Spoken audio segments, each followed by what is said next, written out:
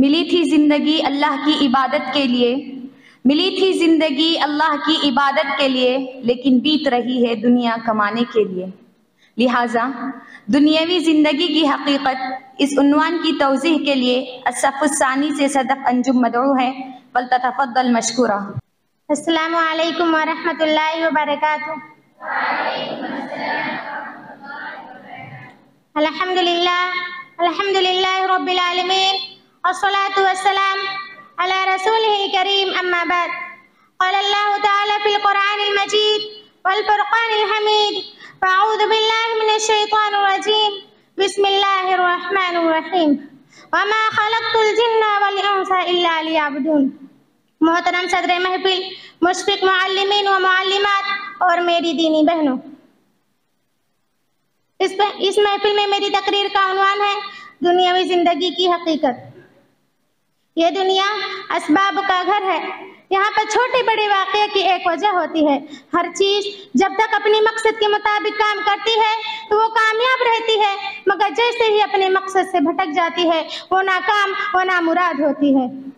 معزز سامعین و سامعات، اللہ رب العالمین نے ہم انسانوں کو پیدا فرمایا اور ہمیں اشرف المخلوقات جیسے عظیم خطاب سے نوازا۔ کیا کبھی ہم نے غور کیا کہ اللہ رب العالمین نے ہمیں کیوں پیدا کیا، ہمیں ایسا عظیم منصب کیوں عطا کیا؟ یا یہ کہ ہم بے مقصد پیدا ہوئے اور بے مقصد ہی مر جائیں گے؟ نہیں، اللہ رب العالمین نے ہمیں ایک عظیم مقصد کے تحت پیدا کیا۔ اسی عظیم مقصد کو بیان کرتے ہوئے اللہ رب العالمین سورہ ذاریات میں ارشاد فرماتے ہیں، وَمَا خَلَقْتُ الْجِنَّ وَالْإِنسَ إِلَّا لِيَعْبُدُونَ، اور میں نے جن اور انس کو اس لیے پیدا کیا تاکہ وہ میری عبادت کرے۔ معزز سامعین و سامعات، اس آیت میں صاف صاف واضح ہے کہ اللہ رب العالمین نے ہمیں اپنی عبادت کے لیے پیدا کیا، مگر افسوس کہ ہم نے اپنے حقیقی مقصد کو بھلا دیے ہیں۔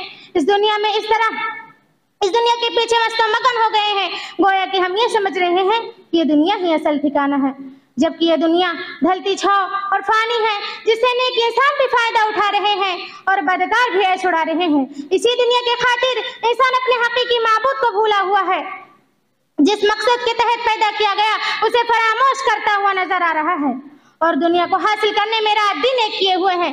جسے دنیا حاصل ہو جائے وہ خوش نظر آتا ہے، اور دنیا نہ حاصل ہونے کی صورت میں مایوس اور غمگین نظر آتا ہے۔ جبکہ اللہ رب العالمین نے دنیا کی حقیقت کو واضح کرتے ہوئے سورہ آل عمران میں ارشاد فرمایا، وَمَا الْحَيَاةُ الدُّنْيَا إِلَّا مَتَاعُ الْغُرُورِ، اور یہ دنیاوی زندگی تو صرف دھوکے کے سامان کے کچھ بھی نہیں ہے۔ اسی طرح پیارے نبی جناب محمد صلی اللہ علیہ وسلم دنیا کی فتنہ انگیزیوں سے یوں ڈرا رہے ہیں، یہ دنیا بڑی سرسبز و شاداب ہے۔ اللہ رب العالمین نے تمہیں اس دنیا میں رہنے کا موقع دیا تاکہ وہ تمہیں آزمائے کہ تم کیسے عمل کرتے ہو، لہٰذا دنیا اور عورت کی فتنہ انگیزیوں سے ڈر سنبھل کر رہنا۔ صحیح مسلم۔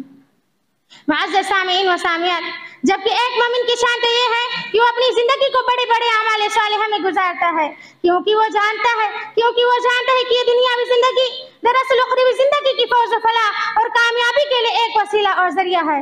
اس دنیاوی زندگی کی اللہ رب العالمین کے یہاں کوئی حیثیت نہیں، جبکہ یہ دنیا جنت تک پہنچنے یا جہنم رسید ہونے کے راستے کا ایک پل ہے۔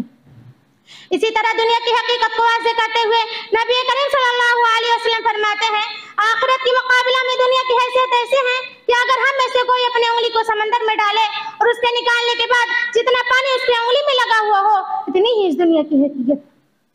بخاری۔ معزز سامعین و سامعات، دنیا کی حقیقت ہر کسی پر واضح ہے، اس کے باوجود انسان اسی دنیا کو آخرت پر ترجیح دیتا ہوا اور اپنی نفسانی خواہشات کی تکمیل کے لیے ہر جائز اور ناجائز طریقوں کو اپناتا ہوا نظر آ رہا ہے، جبکہ اللہ رب العالمین نے اس کی مذمت یوں بیان کی ہے، جیسا کہ اللہ رب العالمین کا سورہ نازعات میں ارشاد ہے، فَأَمَّا مَنْ طَغَىٰ وَآثَرَ الْحَيَاةَ الدُّنْيَا فَإِنَّ الْجَحِيمَ هِيَ الْمَأْوَىٰ، تو جس نے بھی سرکشی کی ہوگی اور دنیاوی زندگی کو ترجیح دی ہوگی تو اس کا ٹھکانہ جہنم ہے۔